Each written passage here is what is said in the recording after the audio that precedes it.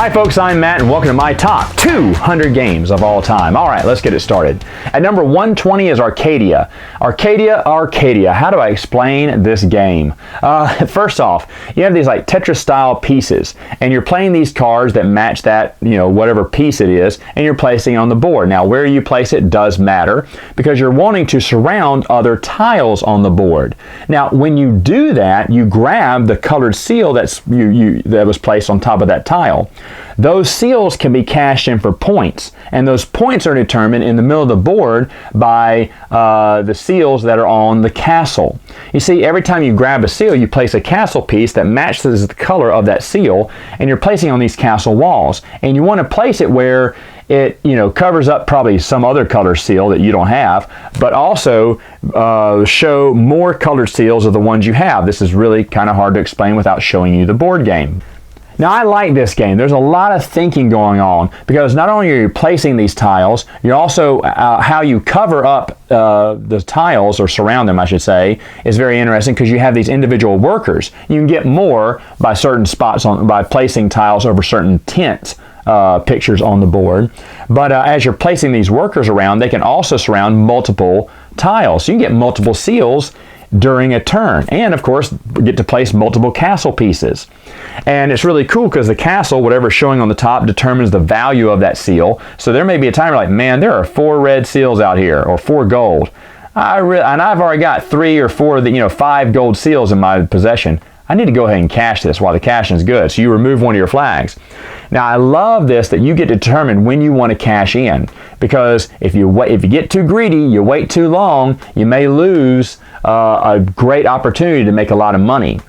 Of course, if you wait too long and you're saying, well, I'm just going to build up on all the seals and then cash them in at once. Man, some seals are only worth 1 coin or 1 gold bar, I guess, at the end. And it really isn't a strategy that works. I've seen people try to do that. They only cash in like 2 of their 4 flags, and they end up losing the game because they didn't cash them as they went around. So the game has a great balance in that you don't know. I've seen someone run out and cash all 4 of their flags and then they couldn't get any more victory points for the rest of the game. That sucks. But all that kind of strategy and where you place people, it's almost like area control, I want to call it.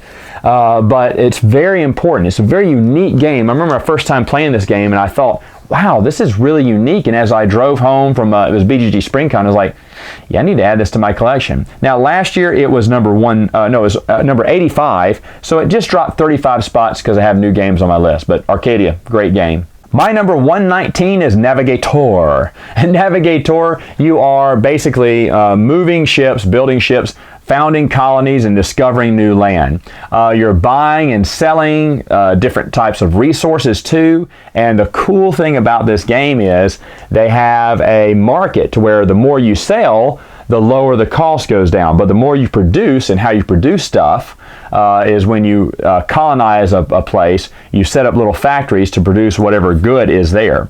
But whenever you produce stuff, that would push the quantity back up for hey, we need more cotton or whatever because we're producing a lot, in our factories. We're making a lot of cloth maybe, and whoever has cotton will pay top dollar.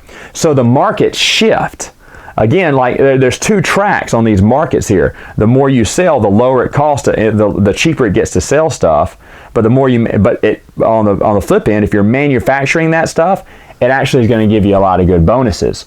There's a lot of just neat dynamics to this game. There's different ways to win. You can just go on an exploring mission and try to go all the way to the end, because once someone gets to the end, that's the end of the game. But that doesn't necessarily mean you're going to win. But going by discoveries alone is a good strategy. Now this game just got reprinted, so I'm glad now more people get to discover how much fun it is. And for me, I thought it was incredibly fun. I do love Navigator, and it's a big hit with my gaming group as well. Last year it was number 74, so it drops about 45 spots, and basically just because new games hit my list this year. But Navigator, great game. My number 118 is a game I've had in my collection for several years. It is called Niagara. Niagara, you are on a canoe, you are racing down a river, you're trying to collect gems across that river and make it back to your camp. Now, sounds easy, right? But as you see, the board is on top of the box of the game with a little waterfall that falls over. And they have these clear plastic circles that mark the spaces on the river. Yet, every turn, at the end of every round, the river moves downstream. So your boat is moving downstream. So you don't want to move too far and fall off the waterfall, because then you'll lose your canoe. And you only have 2 canoes in the game. Now, I do not play this game without the Spirits of Niagara expansion. Every once in a while, we'll put in the old Diamond Joe mini expansion. But folks, this is just such a fun game. It looks great on the board. It's easy to understand. You're playing tiles from your hand, and you have to play out through your entire hand, so you need to watch out. Don't want to use one of my big ones right now. My big, a number 6 can give me 6 actions in the game. That's really great, but later on, I'll be stuck with 1s and 2s when I'm trying to make it upriver. The expansion adds a lot of other little things too that I really enjoy, and whenever this one comes out, the whole gaming group just rejoices. Now, I've said this every year that I've reviewed the game. The one bad thing about the game is those stinking little plastic tiles that represent the river. They're rounded on the edges, so when you push them, sometimes they'll slip on top of each other. So the river doesn't work as well as I wish it would. Now, when this game first came out, this has been on my list for this is the 4th year here. The first time it ever came out, it was in my top 20. It was number 20. And then because of that little river, problem, with moving the river, I dropped it down to 59 the next year, then it dropped to 79 the next year, and now it's off my list. It drops another 39 spots. Is it the river that's bothering me anymore? No, not really. I'm over it. I'm fine. I even tell people, I said, don't worry, this happened when they're trying to push the river down. I said, don't worry, this happens all the time. So I'm fine with it now, but because new games have entered the list, it's probably why it's dropped a little bit. But hey, I still love Niagara. Number 117 is Hollywood. Hollywood is a card drafting game where you're trying to create the best movie ever made. Maybe with the most points, maybe getting a great director, a great script. It needs a good actor, a good actress, and there are other cards that you can use to add more, appeal to your movie. Now, I say appeal because on top of wanting your movie to make money, you also want it to be Oscar worthy. There are these little Oscar idols on some of the cards, and they're really good to use because whoever, of all the movies you made that round, whoever has the most Oscar idols wins the little Oscar trophy. Now, this is for 3 rounds, so there are 3 Oscar trophies. You want to win those because those are big bonus points at the end of the game. And if there's a tie, the players or player who did not, win the Oscar, they get to decide between the 2 of them. So there's also a little friendship going on. You're also trying to compliment each other during the game because you want their vote if this thing comes down to a tie. This is one of the rare card games that I have in my collection. I don't like card games. I generally pass them, but when I found Hollywood, I really was intrigued by it. Like I said, the art's really good. The production companies that you are basically plays off existing popular, like Paramount, 20th Century Fox. I'm trying to think, Disney I know is on there, and I can't remember who else, but they're all Universal. They all have the same looking logo, and they're slightly different. They're talked about slightly different, but it's just so much fun to play the game, and it's a quick game too. I mean, 3 rounds go by like that because you're just drafting the cards and then trying to make the best movie you can. And for that reason, it's a great game. Now, I do have the little expansion pack or Kickstarter pack of cards. I finally was able to find those, and those have some fun little extra things you can play in the game, and it adds more variety in the game, so I do love that. Last year, it was on my list at number 73, but it drops 44 spots. Halfway because it is a card game. Card games are never probably going to do that well on my list ever, but at the same time, I did add a lot of new games too. But hey, it's number 117. It's got nothing to be ashamed of. My number 116 is probably the most underrated game out there. It's Sons of Anarchy. I say it's underrated because I see this game going for pennies on the dollar, and to be honest, it's such a fun game, regardless of whether you saw the TV show or not, which I guess a lot of board gamers don't watch the TV show. But anyway, it is based off the TV show where you are a biker gang and you're trying to get guns and drugs and sell that for money, and you're also trying to get more money to buy guns and drugs and sell it for even more money. The point point is that after the X amount of rounds, you're going to try to make the most money. The game is really smart. Now, Gale Force 9 I really love, and now that, you know, the new Mayans TV show is up, I was hoping they'd pick up the rights and maybe add an expansion to this, but because I guess it didn't sell very well, that's not going to happen. And it's sad because the pieces are really nice. The game is fun to play. I've played this with people who haven't seen the show before, and they get into it. Now, of course, it's showing the cards and the tiles are showing pictures from the show, so I can see where someone wouldn't be as excited if they didn't know Sons of Anarchy. But if you know Sons of Anarchy, man, this is a great game. On my list, when it first popped up on my list, what was it, 4 years ago? It was number 27, and then went down to 36, and then dropped to 30. So it's slowly been making its way down as new games get added on. But why did it drop 76 spots off my top 100, Matt? Well, that's because the missus I just discovered is never going to play this with me. Now, she is the biggest Sons of Anarchy fan. And when I got the game, she was like, oh, there's a Sons of Anarchy game. Oh, I got to play that. And got so excited. And every year she goes, yeah, I'll play it. I was just too busy. Well, yeah, I'll play it. And then she's like, oh, yeah, I can't play it tonight. You want to play it tonight? Well, let's do it another time. She doesn't want to play it. So without her enthusiasm, and I don't have many friends who've watched Sons of Anarchy, this is kind of a hard game to put out there on game nights. And I understand, I've never seen Game of Thrones. I know there's some great Game of Thrones games. If someone wanted to throw a Game of Thrones board game at me, I'd be like, can we play something else? I don't really know Game of Thrones. But anyway, I do love Sons of Anarchy, and it's on my list here at 116. And number 115 is Dream Home. In Dream Home, you are basically drafting cards and trying to play them on your little player board to create the most perfect home out there. Now, there's lots of ways to score points by combining or adding on to rooms or following a specific plan. If you have the expansion, which I do recommend, I do like the expansion. It comes with a lot of extra things. You can have house guests too that can help you out and help you do things. There are certain cards and tools on the board that will let you switch out rooms because, of course, you're trying to get the biggest points. And at the end of the game, you got to count up all your little, bonus points, what you had. They have a cute little tiebreaker. I've talked about this before, where you're trying to find hidden. It's like almost a Where's Waldo game after that, because you're trying to find the hidden kids in your cards. Because whoever has the most hidden kids will win in a tie. I like that. I even got the little 2 mini expansion for this game: the Christmas trees, which we did play with and we did enjoy, and then the car that you put in the first finished garage. It's not much, but it's something. Anything to add extra victory points, I like.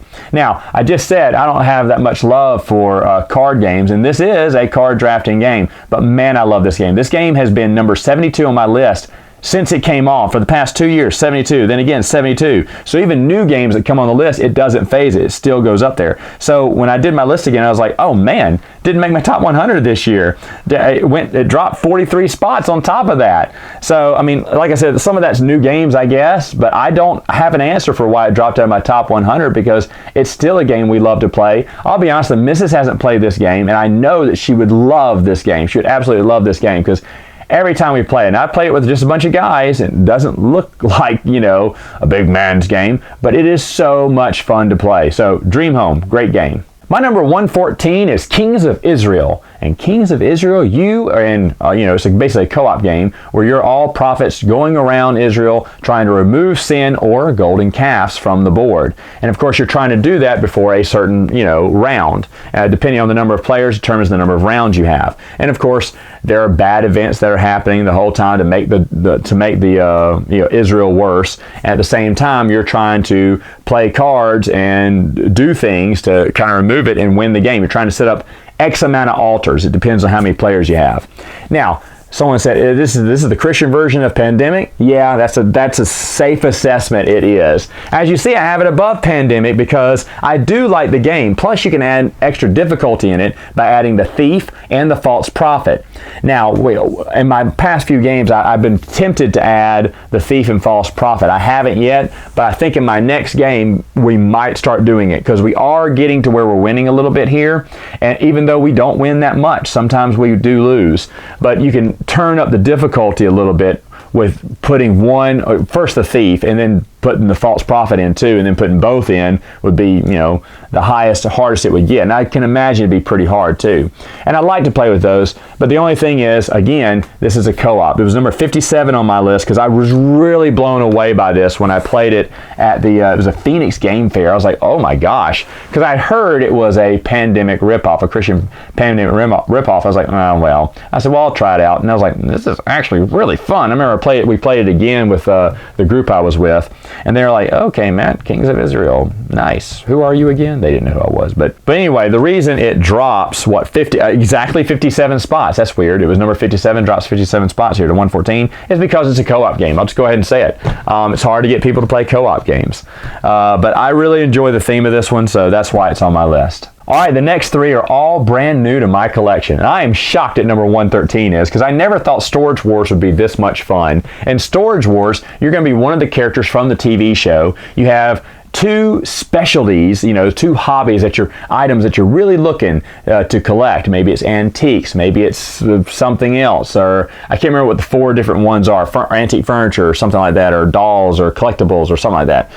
But that's what you're really looking for. We get a handful of these little, it looks like poker chips, cardboard poker chips, and you get to place as many as you want into the 4 storage bins. So you actually have a little bit of inside information before you're going into the bidding. Now, there are good cardboard tokens you can pick. You're drawing these from a bag, and there are bad ones too, like water damage, which is a negative 500 on everything, or black mold, which makes the price of everything in there 0. It's trash. You got to throw it away. Now, I got this game because I love the TV show, and I remember I was watching the TV show this year, and I thought, no, they wouldn't have made a Storage War game, would they? This is what I do when I watch TV. I just ask if they would make a board game of that show. And sure enough, they did. And I was like, shut up. And it was super cheap. It's still super cheap online to get. So I picked up a copy. It came in, and we played it. I played it with my nephews, and we had the best stinking time. That you have a little bit of insider information into each one of those bins makes a big deal. Because if you're putting a bunch of tokens, maybe it's because you want to, win big on that bin, because you're putting in all the stuff that you really like, or your character really wants, because it'll be worth double the value. Well, someone else may see that and go, what's he doing over there? Is he putting a lot of good stuff in there? Maybe I want that bin. Maybe you're not. Maybe you're putting water damage in there or black mold in there with everything else. You're like, I'm just going to fool someone. The game has a sort of trickery in there where you're also bluffing. One of the games, I think it was maybe the first or second game we played of this one, I remember my nephew just dumped all his coins and kept dumping coins into one bin. We're like, oh my gosh, and he wasn't bidding on too much. He was bidding on this and that. When that bin came up, he went all in. He bid his total amount. Well, my other nephew, who had seen him do that, was also kind of sandbagging his money. He sold some of his collectibles. You can sell back your collectibles for half the price. And he got more money than his brother did. And he went, aha, I will beat you by $100 or $50. He said, yeah! And he opened it up and found a treasure trove of tokens and one black mold, which made everything 0. My nephew played the long game to set up his little brother. That is ingenious. I got the biggest laugh out of that. And maybe that's why it made it so high on my list. To be honest, when I got the game, it comes in like a little pizza box. I didn't really think that much of it. I said, oh, okay, this is not a top 100 game. And holy cow, it almost made it on the list because it's just so much fun. So if you like the TV show, then might I suggest picking up Storage Wars. At number 112 is Sultan Nia. In this game, it's basically a tile placement game where you're trying to build this palace. And you're basically doing some tile drafting. Also, you're collecting these blue gems that you're cashing in to use one of these 4 genies. The genies give you different abilities in the game to use, and you can keep using them over and over as long as you have the gems. And the genie in your possession, of course, which that genie is going to switch around a lot. Now, the really cool thing about this is each player's player board has completely different goals on how things are scored. In fact, the first game I ever played with a buddy of mine, I thought we had the same player board, and I was looking at his, giving him instructions. Well, at the same time, I thought, well, that's how you score the most points, so I did it too. And I think I won. I think I won by 1, but I was totally collecting something that would give him points, but gave me 0 points. And I didn't realize that till later on. I was like, oh no, shut up. I didn't realize the player boards, each player board was different, and they're double-sided too. So there's a lot of different goals you can have in the game. And of course, you're trying to match these tiles up to get the biggest bonus points. I'm not much for tile placement games and tile builders. I really don't like it. I love Sultan Nia. I think it's fantastic. It looks beautiful. The blue gems that come in the game are just fantastic. The genie sculpts are great. They look awesome, and basically the artwork's beautiful too. This is a game that no one is talking about in the board game community. I don't know why. When I played the game, I really did think this was going to make my top 100, and as we're getting this close, I thought all these games would make my top 100, right? But maybe it's because after the review, I just didn't get to play it that much. But Sultan Nia is a fantastic tile placement game, and well worth your time. Finally, at number 111 is Sealand. And Sealand, you are basically trying to create windmills to blow open the marshes and hopefully get some points as well. You're basically, it's based on a little bit of history there. And the coolest thing about this is, I have to call it a rondelle because you're moving around the circle and you're taking those actions according to, you know, where you land. But the cool thing is there are these, I think it's like 4 or 5 coins you place on the board. And as players move, they can only move as far as the coins are. And the coins aren't going to, you know, the last coin isn't going to move in front of the top coin in the circle until that player moves off of it. So one player could really hurt himself by, you know, moving all the way to the end, because on the next turn, if that player only moves, the player at the end of the, I'm going to call this a coin trail, the coin snake, if he moves up one, then there's only one extra coin in front of him, which means he can only use one coin, so he has to take the next action regardless of what it is. That is great. That is really cool. It's really awesome. I love how that mechanic works, and it's in the city, I think, is what it is. And like I said, you're trying to place, it is tile placement too in a way, where you're trying to place flowers of a different color to get some good bonus points when you score it with a windmill. Also, you're calling your shot. If you think you've scored the best, the most points that anyone will get on, you know, one turn, you go ahead and put your marker down and go beat that. And there is some extra bonus points within that as well. A lot goes on with this game. The game is beautiful. It looks great. I've seen it before in the past. I just added it to my collection. I think someone else from my board game group also bought this as well when they played it. And they're going to be shocked that this didn't make my top 100. Well, so am I. Sealand is just a wonderful game. It's a wonderful game. I love the calling your shot thing, because you're like, no one will ever score 25 points or 30 points, and someone scores 35. Now, you got 2 shots to do it too, so you could win first and second place as well if you think you got the biggest one. Now, you can't go back and say, well, remember that time I got 30 points? I'm going to put my marker now. No, it's right then or never, you know, or you have to wait till the next turn. So I really do love that, because it's hard to get those big point movements. Now, eventually as the game goes on, you'll be clearing out more marsh and there'll be more opportunities to growing your fields. But and that's the other thing. There's a lot of variety in the game, because the tiles can be switched up and they can be different. And they'll be different on the little rondelle as well. So you don't really fall into this, oh, I just got to go through the same, you know, whatever's on the rondelle next, that's what I'll use. Well, those are random tiles a lot of the time, and the tiles that are pre-placed on the board are random too.